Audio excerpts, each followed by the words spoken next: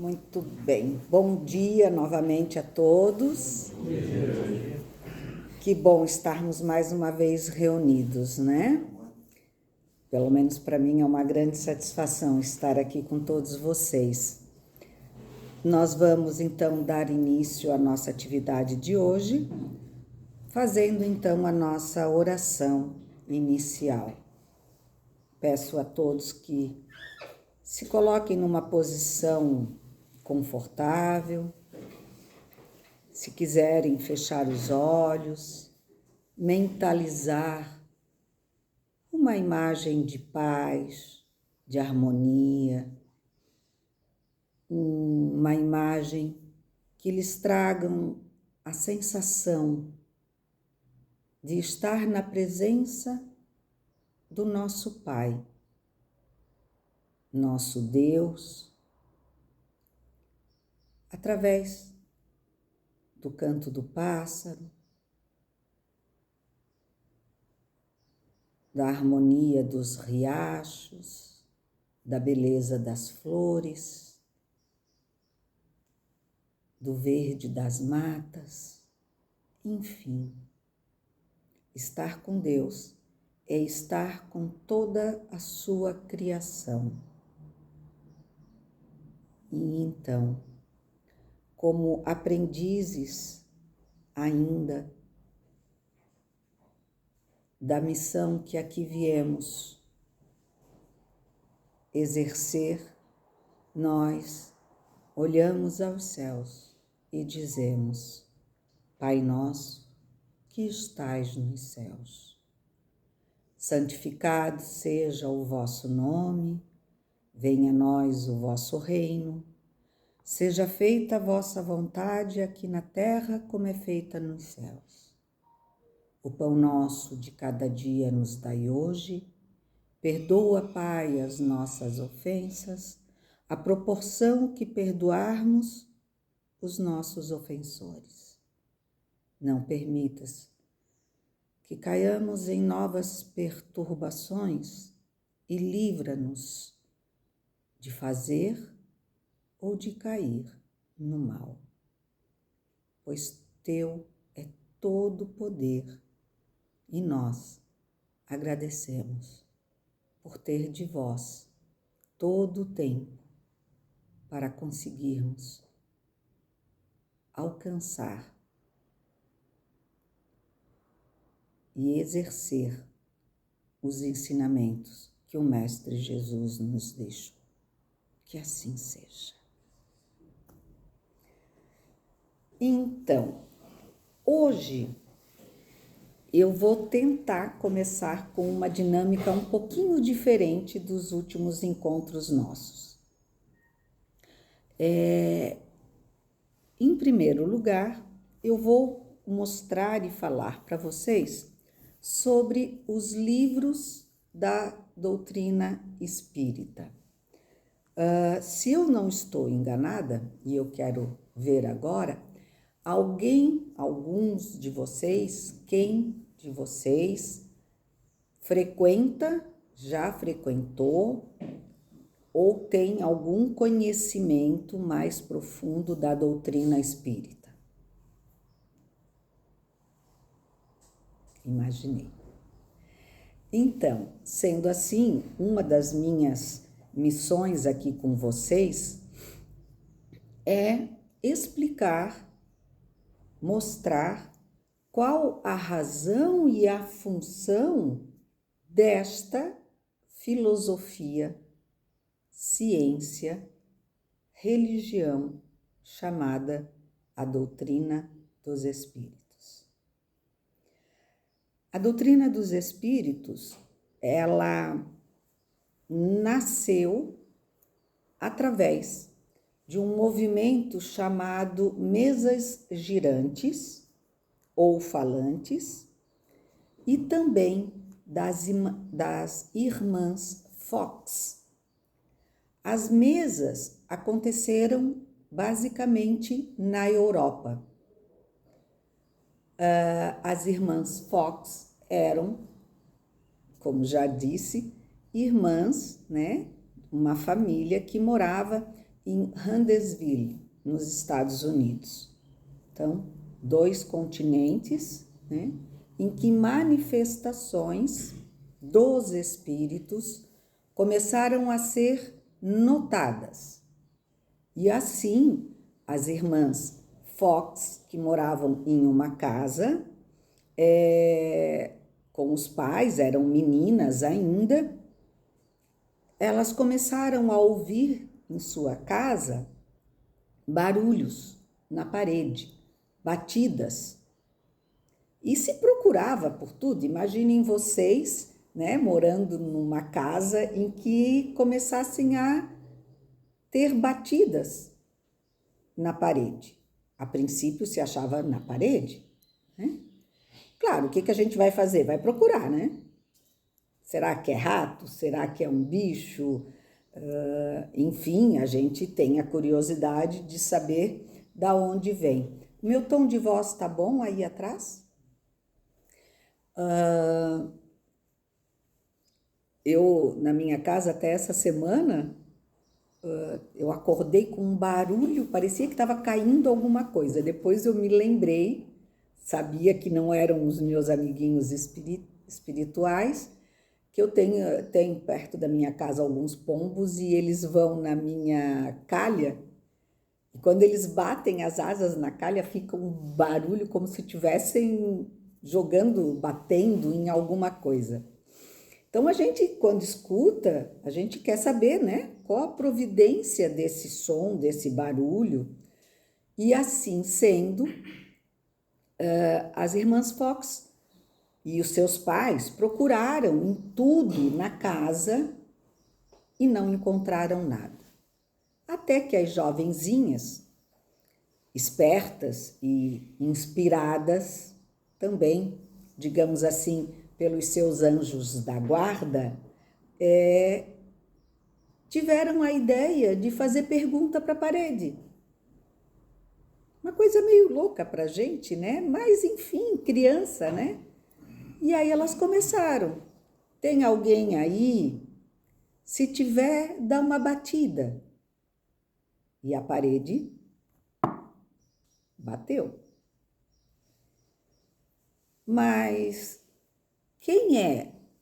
É uma pessoa? Se for, dá 2 batidas. E aí a curiosidade aumentou. Por quê? Porque parede não tem pensamento. Parede não é uma pessoa, né? Então, como que a parede, sem cérebro pensante, poderia responder à pergunta das crianças? Bom, isso é um resumo do resumo do resumo de toda a história.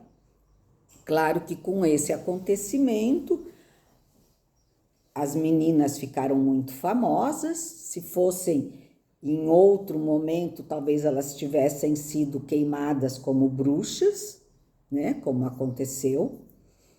E anos antes, né? Então, elas dali ficaram famosas porque acabaram por descobrir que era o espírito de um vendedor ambulante que, ao passar naquela casa, muito antes da família Fox morar lá, ele foi morto na casa pelos antigos moradores e enterrado na parede do... Como é que a gente diz? Porão, obrigada. Do porão da casa. E aí, claro, foi tudo comprovado, abriram, descobriram realmente que era o tal do mascate, como se falava naquele tempo, né? E descobriram identidade, mas antes de verificarem, as irmãs já haviam dado todas as referências e respostas sobre aquele homem, sem ter qualquer conhecimento. Uma coisa que ninguém na comunidade sabia que um dia havia acontecido. Então, uma prova de que alguma coisa estranha acontecia com as meninas. Porque da onde que elas iam tirar essa história, se ela não era sabida por ninguém, e como que elas tinham tantos detalhes se também não tinha ninguém que soubesse daquele acontecido. Ao mesmo período, que foi por volta dos anos de 1800, na França e em outros países da Europa, Inglaterra também, se eu não estou enganada, começou o movimento das mesas girantes ou falantes. Só que era uma brincadeira, pela curiosidade de muitos, nos salões de reunião, como se fossem os nossos barzinhos de hoje em dia, né? Naquele tempo eles iam aos salões e se reuniam para conversar, como a gente faz também nos bares de hoje. E, assim sendo, as pessoas brincavam com os chamados videntes sobre fazer perguntas a mesas que respondiam. Então, os videntes ou audientes, eles se reuniam e as pessoas brincavam com a mesa, né? Eu queria falar com meu marido que morreu. A mesa dava uma batida para o sim, duas para o não. Preciso que meu marido me diga aonde ficou a herança da família, onde é que ele escondeu as joias. E eram coisas mais vulgares que se perguntava, né? Allan Kardec, que já era um estudioso, ele foi um professor, um pedagogo, na época se chamava Hippolyte, professor Rivail, um dos seus sobrenomes. Ele achava aquilo tudo uma grande bobagem, era um cientista cético, né? Não acreditava nem em Deus, ele acreditava pura e unicamente na ciência, e ele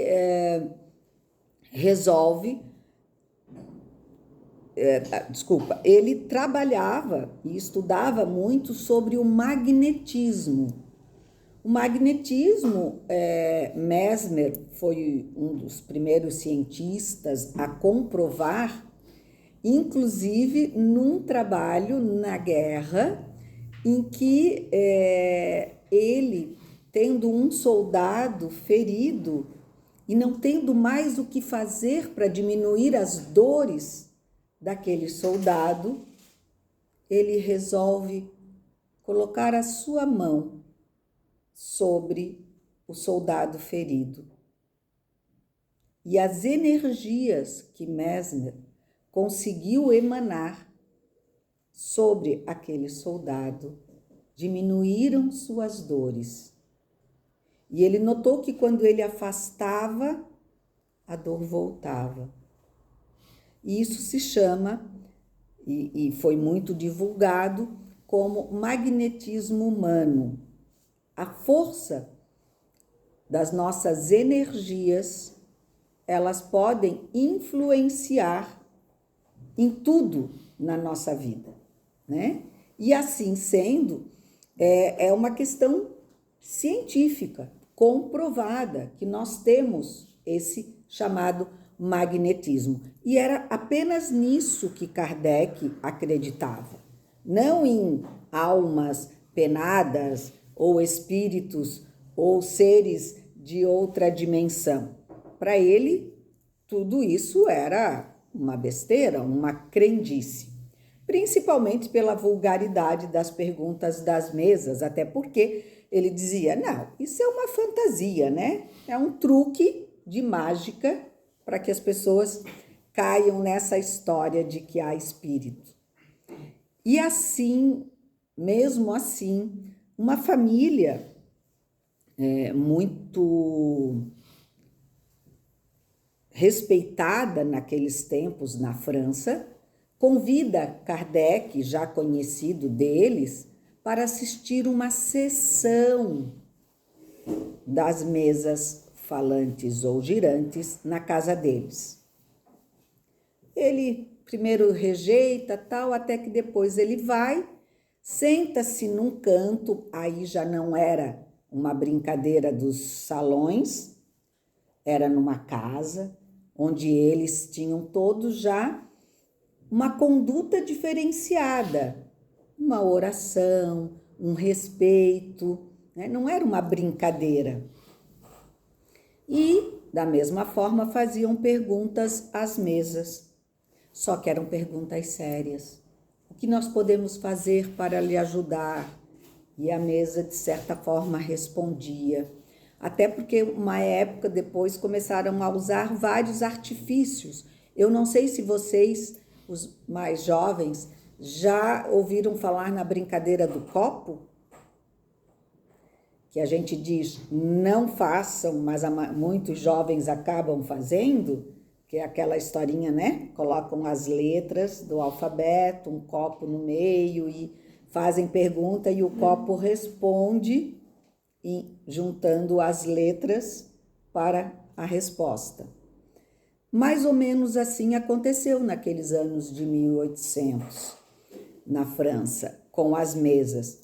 E Kardec, na primeira vez, achou graça, disse, não, isso aí é um truque, vocês estão conduzindo, né, para ter a resposta. A mesa levanta, a mesa sai do lugar, a mesa gira. Não, isso aí porque tem algum fio, alguma coisa, o chão não é firme onde ela está. E ele foi sempre contra uma mesa que, de certa forma, para nós é uma matéria morta, né? Porque não se movimenta sozinha, não fala, não respira, não tem um cérebro acoplado a ela, então não pode dar respostas, né? E ele, indignado com o acontecimento, começou a estudar aquela mesa, a ver se tinha fio, o que tinha, o que fazia aquela mesa mexer. E, para surpresa dele, não havia nada que justificasse aquela mesa ter movimento e ter respostas. Ele até afirmava, né? Mesa não tem cérebro, mesa não pode pensar, mesa não pode responder. E aí ele começa a se convencer. Porém, para isso, ele usa os mesmos métodos que já usava na antiguidade, como estudioso e cientista que já era. A questão da comprovação, né? E aí Kardec, então, auxiliado por outros médiuns, que são as pessoas com capacidade de ouvir, ver ou falar, ou escrever, que é a psicografia, com espíritos. Assim, ele se conscientizou de que, se mesa não fala, existe alguém, alguma coisa, algum ser pensante e inteligente que está trazendo essas respostas. E quem ou o que é isso? E aí, ele descobriu que eram, então, os espíritos. E eles vinham e se apresentavam como tais, né? Eu sou o espírito fulano de tal, como nós comentamos, posso colocar aqui? Como nós comentamos no início aqui, quando eu fiz a primeira leitura para a gente ir harmonizando, né? Aquela leitura que eu fiz, quem se declarou como autor foi o Espírito de Verdade, que mais tarde nós viemos a compreender que nada mais era do que Jesus, o Cristo, nosso da terra, né? Então, assim, eles vinham. Então, vocês vão encontrar na nossa literatura, por exemplo, respostas feitas e dadas por espíritos como Santo Agostinho,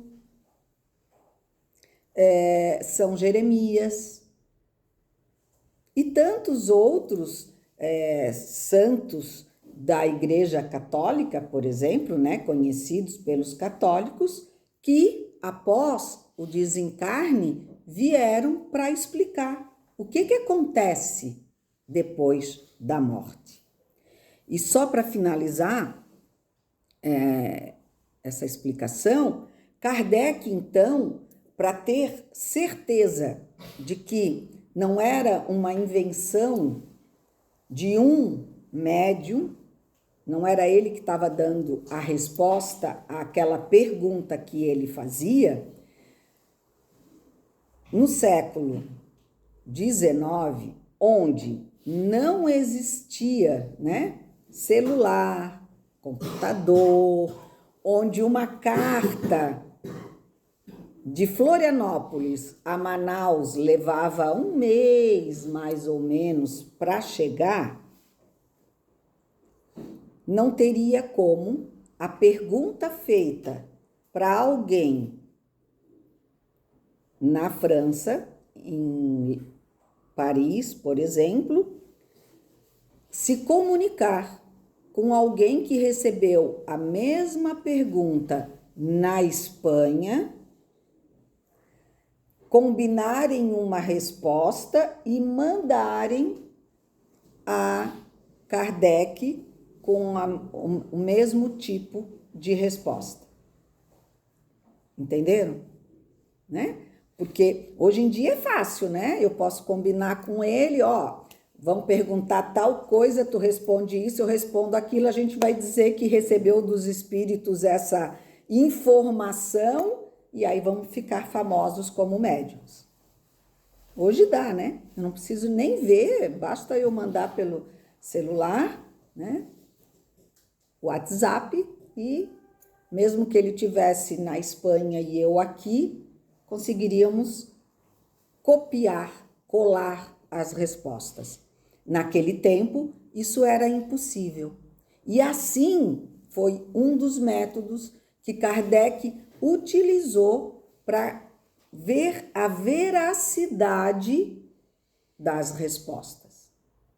E assim ele tinha médiuns por vários lugares, aonde ele mandava as mesmas perguntas e as respostas vinham, na maioria das vezes, idênticas.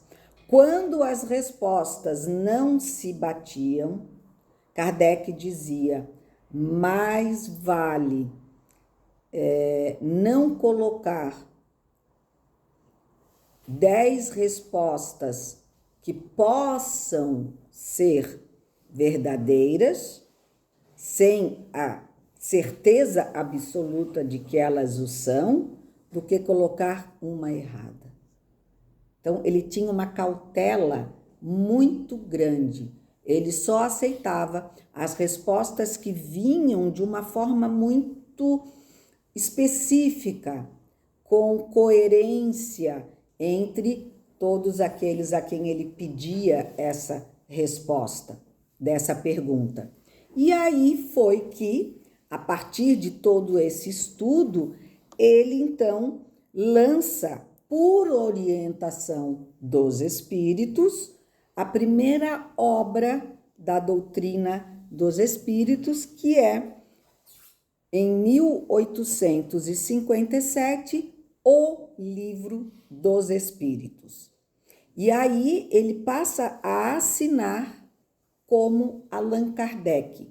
Por quê? Porque o professor Hippolyte Rivaio, ele era um pedagogo, ele já tinha vários livros escritos como professor. E ele não queria que a autoria desses livros fossem dadas a ele, porque ele dizia: eu só organizo. Então, vocês vão ouvir muitas vezes os espíritas dizendo assim: o codificador da doutrina espírita, Allan Kardec, quer dizer, ele organizou todo o conteúdo que os espíritos enviaram a ele através dos médiuns. E como que ele fez isso? Aquelas perguntas que ele mandava, ele organizou numa sequência lógica, através de estudos científicos, e codificou-as, quer dizer, organizou-as através da própria orientação desses espíritos, e assim nasceu a primeira obra espírita, chamada O Livro dos Espíritos, né? Aqui nós temos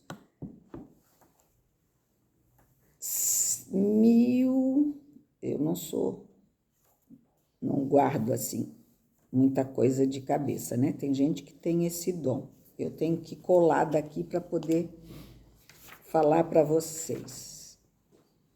Acho que é 1019. 1019 perguntas com respostas sobre tudo que diz respeito às nossas dúvidas sobre Deus, sobre a vida, de onde eu vim, aonde eu estou, para onde eu vou. E as questões, por que isso acontece? Por que as diferenças? Por que um nasce rico, outro nasce pobre? Enfim, são muitas perguntas em que nós temos, então, essas respostas, né, que tem, na sua maioria, a presença, né, nos traz a presença e o comunicado de vários espíritos já desencarnados e conhecidos por nós, né, através da história de todos os tempos ou pelas comunicações. Então, Kardec cria o Pentateuco doutrinário, que a gente chama.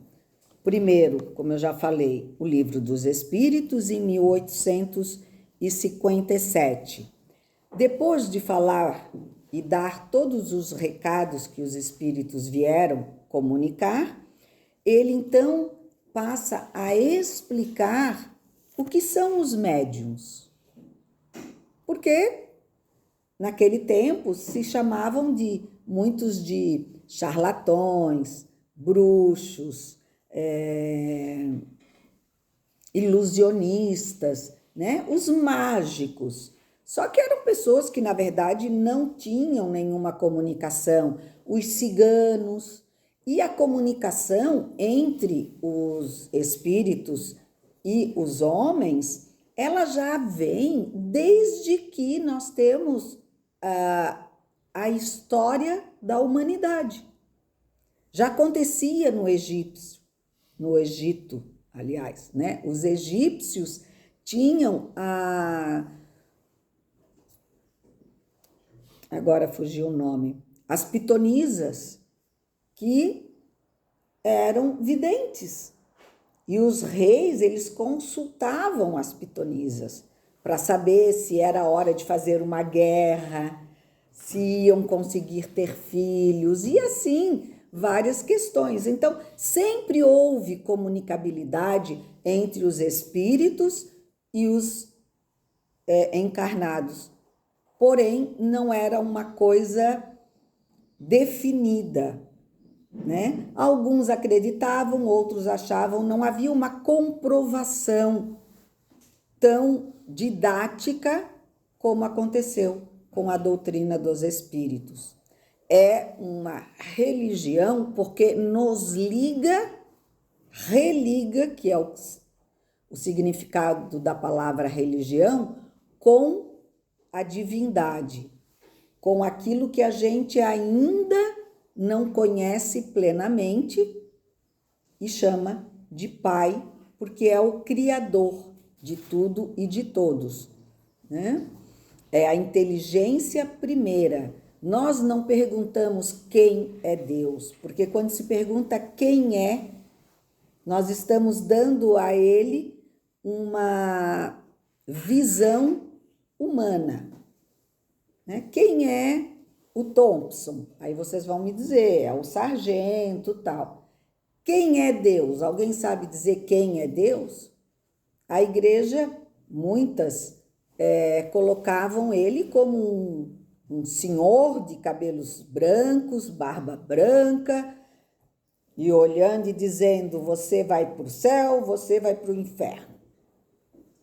Um homem até meio sério, né? Uma aparência meio dura, porque se você não foi bom menino, para o céu, para o inferno. Se foi bom menino, para o céu. Se Deus é uma inteligência suprema, um amor supremo, ele não pode simplesmente descartar as suas obras assim, esse eu quero que vá, esse eu não quero. Ele é uma inteligência até onde a gente consegue chegar, porque nós ainda não temos uma capacidade de entendimento pleno. Ah, mas como assim a gente não tem? Por que que a gente não tem? Porque nós ainda não temos evolução suficiente. É que nem perguntar para mim, Maureen, como é que acontece, né, a mágica da comunicação através de um celular.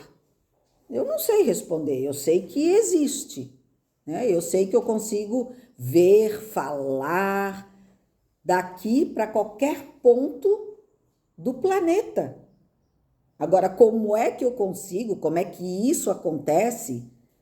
O que é essa mágica que me faz estar aqui e falar com alguém lá no Japão?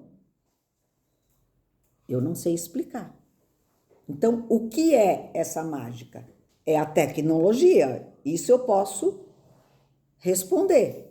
Eu sei que faz parte de uma ciência que se chama tecnologia.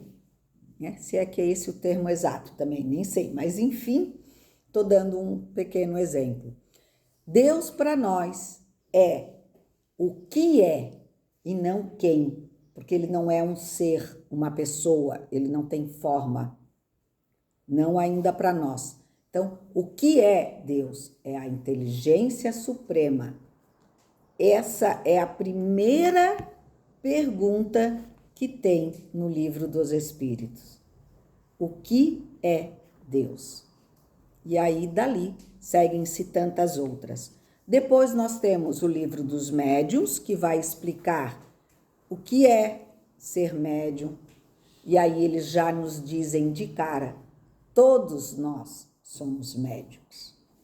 Talvez muitos não percebam a sua própria mediunidade e talvez muitos não a tenham ostensivamente, quer dizer, ela não foi ainda estudada, ela não foi ativada, né? Então, muitos passam por uma vida nesse plano sem perceber que tem dentro de si essa mediunidade que está adormecida. Outros já nascem com ela em pleno vapor, né? Tem médiuns que, assim, estão, por exemplo, aqui na minha posição, nós temos 4 fileiras e o médium está vendo 5, 6 fileiras, porque ele vê a dos encarnados e ele consegue ver, de repente, mais 2 fileiras aqui, que ele acredita, se ele não sabe que é médium, que tem mais 2 fileiras. E ele vai falar com qualquer um dessa fileira como qualquer um da fileira do meio. Aí vocês vão olhar e vão dizer, meu Deus, a pessoa tá maluca? Tá falando com alguém aqui no meio e não tem uma fileira no meio? É porque alguns videntes, para eles é tudo igual. O encarnado e o desencarnado estão na mesma posição. E aí imaginem vocês quantas pessoas hoje, ainda hoje, vivem em manicômios porque falam com ninguém. Porque apostam que há uma outra fileira aqui no meio, olhando, participando, perguntando, coisa que ninguém, se não for médium ostensivo, em atividade, vai perceber. E aí é chamado de louco e internado muitas vezes. Então, a compreensão dessa ciência, ela se faz necessária até para a nossa saúde mental, física. Bom, depois do livro dos médiuns, também por orientação dos espíritos, os livros dos médiuns, o livro dos médiuns, que foi escrito e lançado em 1861, vem então a parte que nos liga à religião, a Deus, a Jesus, né? Porque a doutrina dos espíritos, ela é cristã, ela acredita no Cristo. Para acreditar no Cristo e seguir o Cristo, nós precisamos do quê? Do Evangelho, a Bíblia, né? O Novo Testamento, porque aquele livro é que contém todas as informações sobre a vida de Jesus. E aí é lançado o Evangelho segundo o Espiritismo. Nesse livro não há modificação dos evangelhos da Bíblia ou do Novo Testamento. O que acontece aqui é que partes do Evangelho, dos evangelhos, né, do Novo Testamento, são colocadas e explicadas segundo a visão dos espíritos. E aí nós temos depois, em 1865, o lançamento do Céu e Inferno.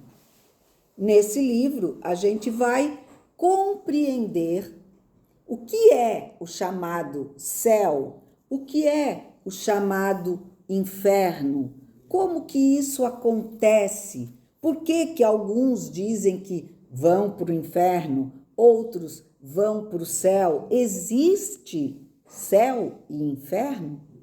O que acontece depois da morte? Isso traz mais explicitado no livro O Céu e o Inferno. E por último, e não menos importante, nós temos o livro A Gênese, ou seja, a criação, como é que tudo começou. Esses 4 livros que foram escritos após o livro dos Espíritos estão, de certa forma, contidos em o livro dos Espíritos, né? Só que aqui de uma forma mais resumida, e aqui é mais desenvolvido a ligação religiosa através do Evangelho, a explicação sobre o que é mediunidade ou paranormalidade para muitos, o que acontece depois da morte, céu e inferno, e como tudo começou no nosso planeta, na Gênese.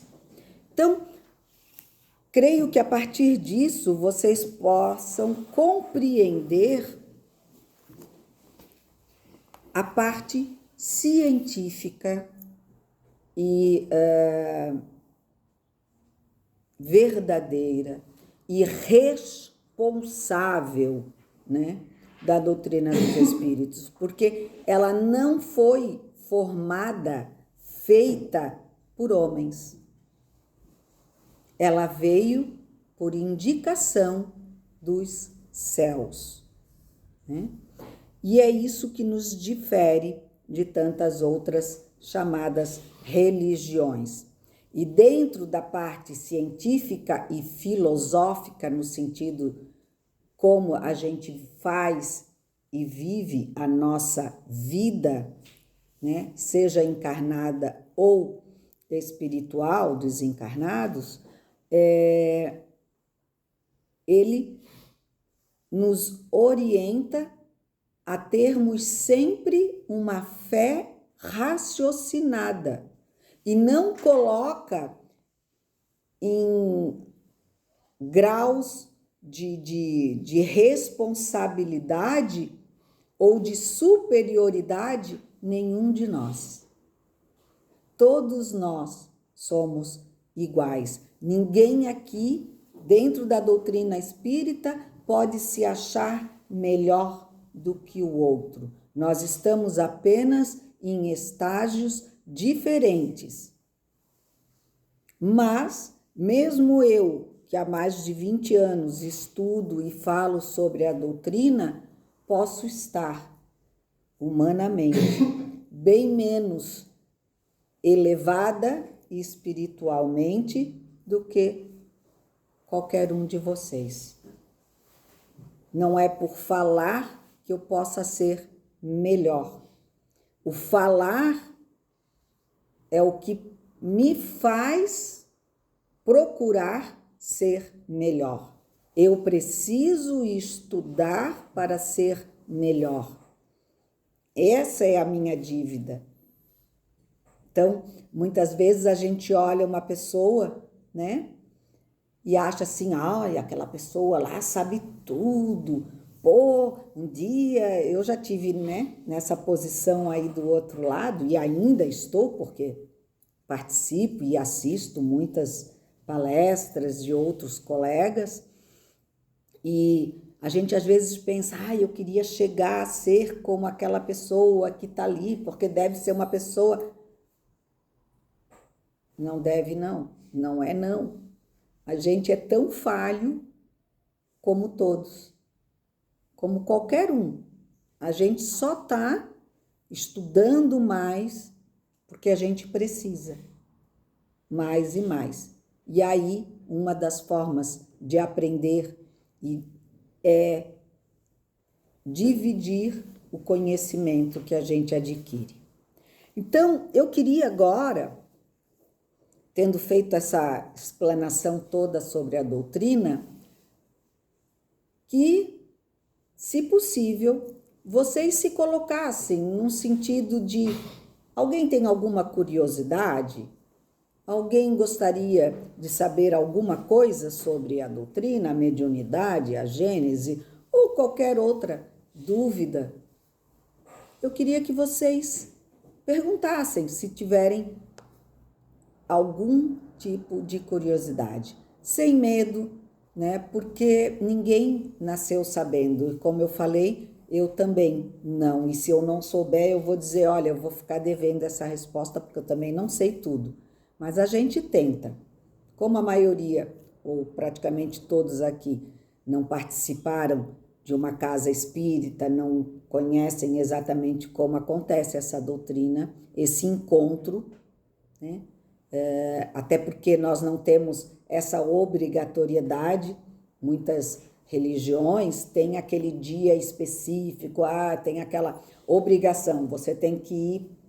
Por exemplo, na Igreja Católica, no tempo em que eu participei, né, era quase que obrigatório ir todos os domingos à missa, né? Então, é uma obrigação. É obrigatório fazer o batismo, a primeira comunhão, a crisma, né, para você poder casar na Igreja Católica e tal. Então, são dogmas que muitas igrejas têm. Nós não temos nenhum dogma. Nesse aspecto, há quem diga, doutrina dos espíritos não é religião, porque nós não temos dogmas, ou seja, obrigações. A obrigação que nós temos é sermos cada dia melhores. Alguém tem alguma dúvida? Alguém quer perguntar? Bom dia. Você só tens uma aguinha? Sim, senhora. Obrigada. Dos centros espíritas que eu frequentei, sempre vi ao fundo uma mesa com 6, 7 pessoas, né, que formam uma oração antes dos demais. É uma proteção? Exatamente, é uma proteção. Porém, também é um modelo que se usou muito tempo, porque como a doutrina espírita ela não tem os dogmas, né? Ou seja, ela não tem um roteiro específico, né? Tem que fazer assim, tem que... Não, né? É composta só por médiuns? Não, a mesa? Olha, poderia dizer que sim, porque todos somos médiuns, como eu falei, né? Mas não médiuns ativos. Basta nós aqui, de repente, pegarmos os 3 aqui, eles podem ficar até onde estão, ou vir aqui próximo de mim, por exemplo, e ali eles ficarem rezando, emanando boa vontade, pedindo proteção para que ninguém venha nos interromper nessa manhã, que a gente possa conversar. Meu Deus, já deu o horário. Conversar. Então, isso pode ser feito por qualquer um, né? Se a pessoa for um médium ostensivo, talvez até ele consiga, dependendo da mediunidade que tiver, visualizar que a casa está cheia. Às vezes tem 3, 4 irmãos encarnados, mas tem uma falange de espíritos que estão necessitando desse aprendizado. E eles vêm para estudar e aprender aqui conosco, né? Então, esses que ficam orando, obrigada.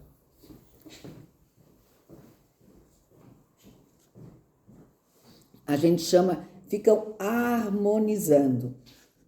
Antigamente, ou quando iniciou a doutrina, ela já começou em forma de mesa, né?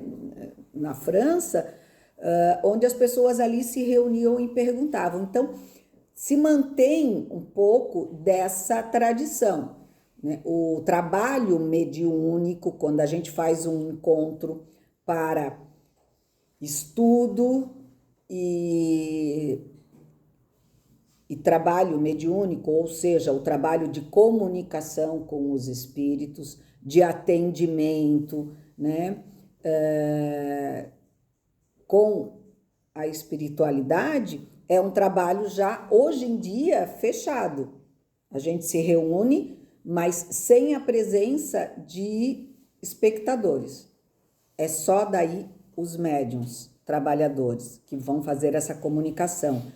Há tempos atrás, por exemplo, com Chico Xavier, ele recebia, que é também, a gente não recebe ou incorpora, como alguns falam, né? Parece que assim, entra o espírito dentro de mim e eu não estou e o espírito fala por mim. Não é bem assim. Dentro de mim nada pode, ninguém pode ocupar o meu espaço.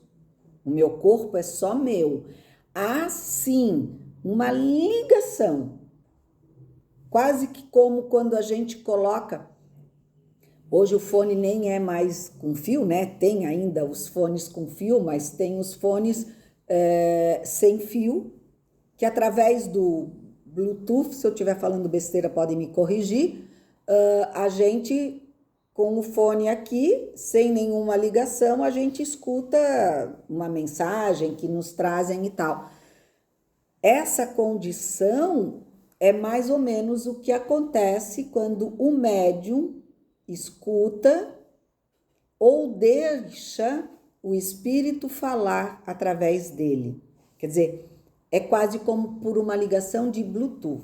Não é uma questão de, eu recebi, quer dizer, entrou em mim um espírito e está falando por mim, né? Então, são coisas que a gente vai aprendendo a desenvolver e a domar a nossa mediunidade. Essa mesa com as pessoas que ali ficam em torno, Hoje em dia depende muito da casa espírita, né? Tem casa em que vem o doutrinador ou palestrante e ele está aqui sozinho e aí está todo mundo e ali tem trabalhadores da casa, tem visitantes e, claro, principalmente os trabalhadores da casa já chegam naquele ambiente trazendo bons pensamentos para que se tenha uma proteção, uma harmonia, para que nada dê errado naquele momento, né? Mas não necessariamente mais tem que ficar ali naquela posição. O Chico recebia os espíritos, as cartas, a psicografia na vista de todas as pessoas que iam à casa espírita. Mas por quê? Porque ainda era necessário mostrar e comprovar que Chico tinha essa mediunidade e que não era um farsante. Então era feito à vista de todos. Hoje em dia a gente já não costuma mais fazer esses meio que espetáculos de mediunidade, porque a gente estuda, porque as pessoas ou aceitam ou não e a gente respeita, mas a gente não está mais aqui para fazer demonstração de mediunidade, né? Então tem casas que ainda usam esse padrão de ficarem alguns médios numa posição diferente. Eu trabalhei numa casa em que nós tínhamos umas cadeirinhas assim que ficavam num lado e que por coincidência as pessoas que adentravam a casa nunca sentavam naquela cadeirinha, naquelas cadeiras, sentavam sempre mais de frente para o palestrante. E aí eu me lembro que certa vez a minha mãe foi, vocês se sentam ali do lado, parece que são, vocês ficam fazendo alguma coisa especial. Eu disse, não, a gente senta naquelas cadeiras porque ninguém senta. Entendeu? Não há um lugar assim específico. Na casa que eu trabalho agora, a gente tem aqueles que cuidam da filmagem, então sempre sentam mais ali na frente, mas não é por uma questão de estar na frente, é por uma questão para poder controlar a filmagem pelo celular. Então, não existe uma fórmula estabelecida, tá? Claro que normalmente são trabalhadores da casa que tentam proteger e emanar essas boas energias. Mais alguém? Que a gente vai ter que encerrar, né? Sobre a questão da salvação, arrebatamento, se tem algo relacionado com o espiritismo e se sim, como que alguém que é espírita poderia se salvar? Não só alguém como é espírita pode se salvar, porque todos têm salvação. A doutrina, como ela é reencarnacionista, né? Ou seja, nós acreditamos que temos a vida encarnado, que é nesse corpo. Então, nós estamos, hoje eu estou, Maureen, você está um soldado agora, mas a hora que você sair daqui do quartel, mesmo levando toda teu cabedal de soldado, você vai ser o esposo de alguém, o filho de alguém, né? Tu não vai estar o soldado do quartel, tu vai dentro da tua casa, tu não vai ser o soldado, tu vai ser o filho, o esposo, enfim, de alguém. A reencarnação é isso, nós temos várias vivências para aprendermos muitas coisas que precisamos, para crescermos. Nós não somos esse ser carnal, nós somos espíritos, é assim que nós fomos criados. E a vida vem para nos dar essa oportunidade de aprendizado, de crescimento, de melhoramento. A vida encarnada, ela existe como uma escola, que a gente vem para se formar no sentido de procurarmos ser cada vez melhores e chegarmos a ser como Jesus, o nosso Cristo, o nosso exemplo de perfeição ou perfectibilidade na Terra, né? E voltamos às muitas moradas de Deus, no nosso Pai, para vivermos exatamente a nossa vida. A salvação é o lugar onde nós estaremos vivendo no plano espiritual. E essa salvação, ela é alcançada quando nós conseguimos chegar a um estado crístico, ou seja, ser um Jesus que só tinha amor no coração, né? Que só tem, e que hoje vive em esferas muito elevadas, onde não há guerra, maldade, rancor, ciúme, inveja, egoísmo.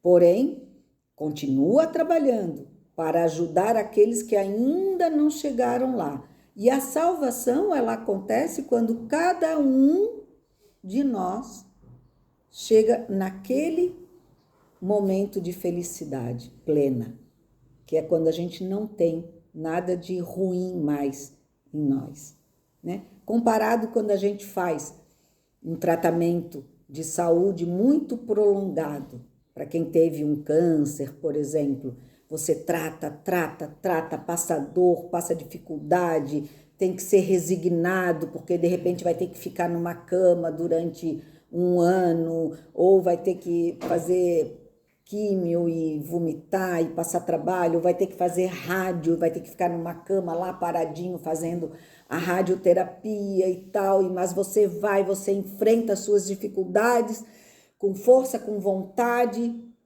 e aí, de repente, não tão de repente assim, né? Depois de muitas sessões de cuidados, você fica bom daquela doença, daquele câncer, por exemplo. E aí, teu corpo todo volta a ser saudável, limpo, já não tem mais nenhum veneno dentro dele, porque a gente sabe que os medicamentos, eles fazem tanto bem quanto podem fazer o mal, então não deixam de ser venenos também, né? Mas venenos necessários para que a gente possa superar.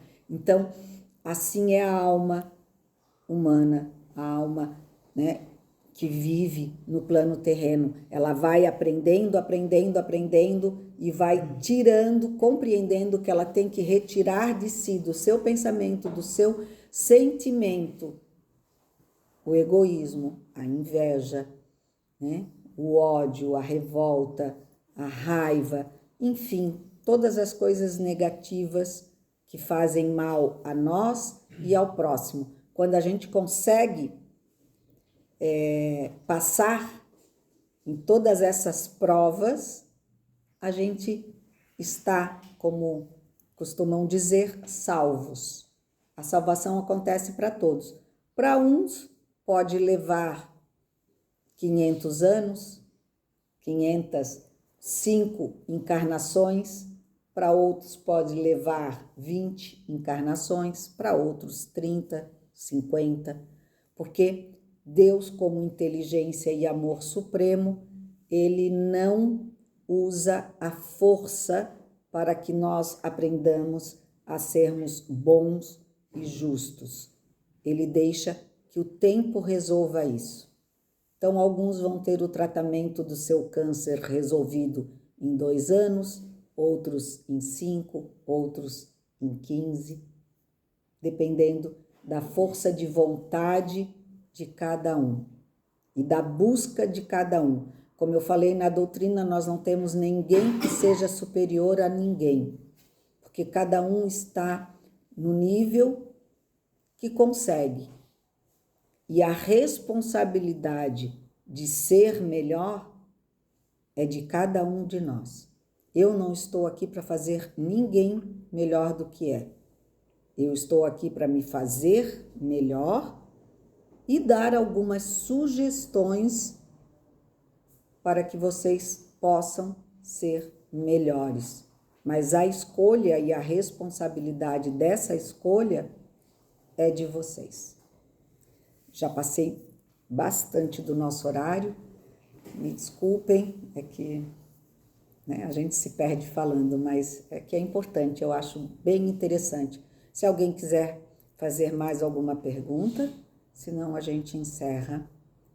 E eu deixo aberto Agora eu sei que a gente vai ter outros encontros.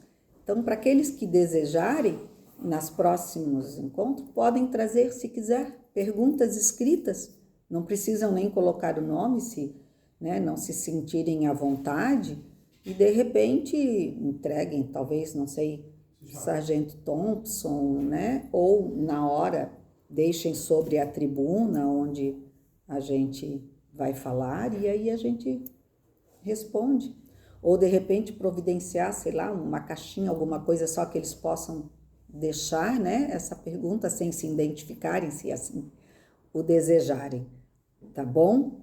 E fora isso, novamente eu aviso, Thompson tem meu WhatsApp, se alguém precisar de algum apoio, alguma palavra amiga, pode utilizar do meu WhatsApp, ou nós temos também o canal do YouTube para aqueles que quiserem saber um pouco mais sobre a doutrina, que é com o meu nome, Maureen Garcia Kretzer. Aí, tudo que a gente fala, eu filmo, não filmo as pessoas para não ter nenhum problema, Mas tudo que a gente conversa aqui ou em qualquer outro lugar, normalmente eu filmo e depois vai para o YouTube, tá bom? Elevando então nesse